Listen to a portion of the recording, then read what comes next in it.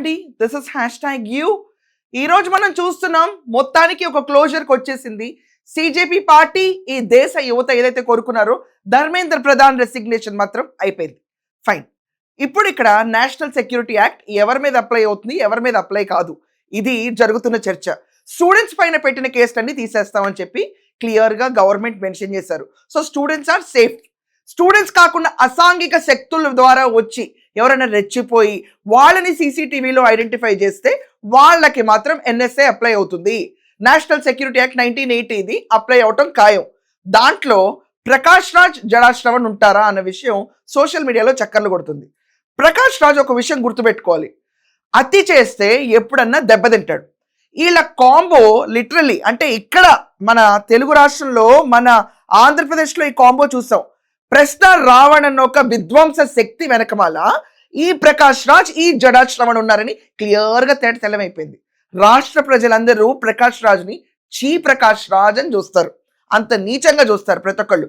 Just asking పేరుతో రెచ్చిపోతాడు. Now coming to CJP protest.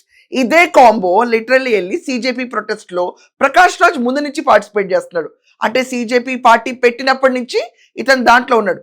కానీ నిన్న నేను ఒకప్పుడు జడ్జిగా పనిచేశాను అని చెప్పి ఎంట్రీ ఇచ్చాడు జడా శ్రవణ్.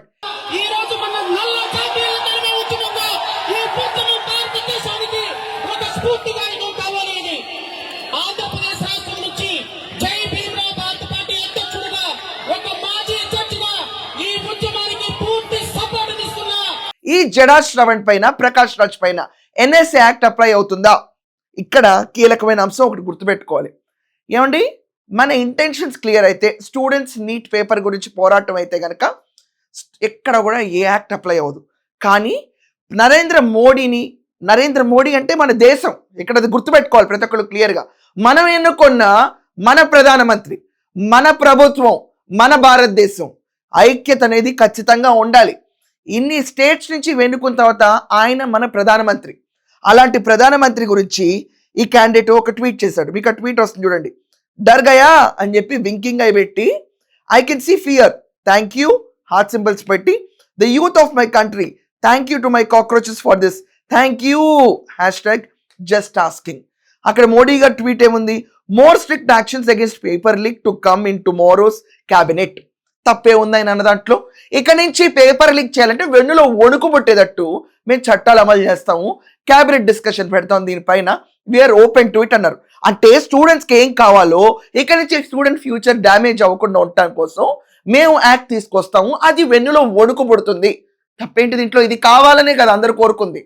దాన్ని దర్గయా అంటే, ఒకవేళ ఆయన లేదండి ఏ పేపర్ లీక్కి ఏ సంబంధం లేదు, మేమేం చేయమని మౌన ముద్రలో ఉంటే, హీఈస్ అడమెంట్. పిఎం పట్టించుకోడు, మన దేశ పిఎం కాదు ఇంకేదో దేశ పిఎం అన్నట్టు మాట్లాడతారు. ఒకవేళ ఆయనే వచ్చి స్ట్రిక్ట్ యాక్షన్ తీసుకుంటామని చెప్పారు అనుకోండి, అదిగో దర్గయా భయపడిపోయాడు, అందరిని చూసి భయపడిపోయాడు. ఏం మాట్లాడతాడండి ఇలాంటి వాళ్ళు? రెండింటికి 2 స్వరాలు కొట్టడానికి రెడీగా ఉంటారు, డప్పులు వేసుకుంటే వీళ్ళు. సో ఈ ప్రకాష్ రాజ్ పైన ఎన్ఎస్ఏ అంటే దేశద్రోహం యాక్ట్, ఇంట్లో వెళ్తే కనుక 3 నెలల నుంచి సంవత్సరం దాకా ఏ క్వశ్చన్స్ అని కూడా, ఏ కోర్టులో ఆర్బిట్రేషన్ లేకుండా లోపలేయచ్చు. ఈ యాక్ట్ అమల్లో ఉంటుందని క్లియర్గా స్టేట్మెంట్ రిలీజ్ చేశారు. ఎవరిపైన? ఇలా రెచ్చగొట్టే ధోరణి ఉండే వాళ్ళపైన. సీరియస్గా నార్మల్గా ప్రొటెస్ట్ చేసే వాళ్ళపైన ఈ యాక్ట్ ఎక్కడ అమలు కాదు. కానీ ఇలా రెచ్చగొట్టే ఈ క్యాండిడేట్, అలాగే జడా శ్రవణ్ని నిలిపోయి జై భీమ్ పార్టీని రిప్రజెంట్ చేస్తున్నా నేను, మన తెలుగు రాష్ట్రాల నుంచి వచ్చిన వాళ్ళందరూ చేతుల పైకి ఎత్తండి అని చెప్పి రెచ్చిపోయాడు నా స్పీచ్లో.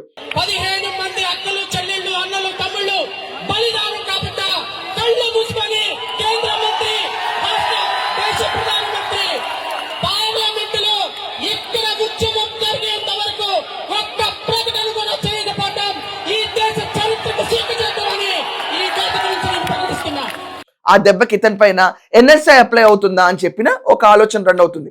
ఒక్కటి గుర్తుపెట్టుకోవాలి, దేశంలో ఉండాలంటే దేశ యువత కోరికల్ని సవినీయంగా మనవి చేయాలి, వాళ్ళ ప్రొటెస్ట్ని సవినీయంగా ముందుకు తీసుకెళ్ళాలి. ఈ రోజు ప్రొటెస్ట్లో ఎంత పీస్ఫుల్గా వెళ్ళారో వీళ్ళు కూడా సెటైర్ అన్న విషయం పక్కన పెట్టి, అది కాకుండా మన భారతదేశపు ప్రధానమంత్రిని పుచ్చుకుని డర్ గయా, హిల్ గయా, ఫిసల్ గయా అని చెప్పి పిచ్చి పిచ్చి మాటలు మాట్లాడితే ఎవ్వరూ సహించూరుకోరు. ఇక్కడ ఆంధ్రప్రదేశ్లో రావణ్ కేసులోనూ ఏళ్ళకేలకాలి, అక్కడ చూసి ప్రొటెస్ట్లోనూ ఏళ్ల వేటకారాలి. ముహూర్తం మూడొచ్చు, అన్నీ బాగుంటే ఎన్ఎస్ఏ యాక్ట్ అప్లై అయితే ఒక రకంగా నిజంగా చెప్పాలంటే భిన్న స్వరాలు, సెటైర్ స్వరాలు, ఇంకా అవతలని రెచ్చగొట్టే స్వరాలు చాలా వరకు ఆగిపోతాయి. జడా శ్రవణ్ పైన కేసు పెడతారు లేదో నాకైతే తెలియదండి. వీళ్ళపైన ఎన్ఎస్ఐ అప్లై అవుతుందా అవ్వదా, అసలు మీ ఒపీనియన్ ఏంటి దీని గురించి ఖచ్చితంగా కమెంట్స్ లో రాయండి. That's all for now. Thank you.